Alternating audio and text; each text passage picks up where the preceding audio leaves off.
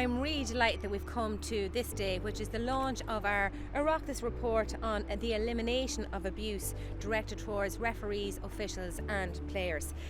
We have seen over the recent number of months where referees have had to step away from the playing field because of the abuse being hurled at them from spectators, and I suppose the abuse that players have been subjected to too. So it's coming at a really good time. I want to thank all of the stakeholders who have fed into this, and also my colleagues on the committee who have also helped to collate this information.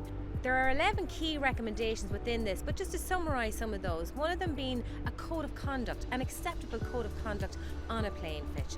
Also that we have policy in place with our sporting organisations that is to eliminate and be anti-discrimination and anti-abuse on the playing field. That of course will be linked to funding opportunities for these organisations if those policies and key strategies are not in place. There are obviously lots of other recommendations here too, but the most important thing is we want to stamp out abuse, we want the elimination of abuse on the playing field, and we want our sporting grounds to be inclusive, community, volunteer-led organisations that everyone can participate.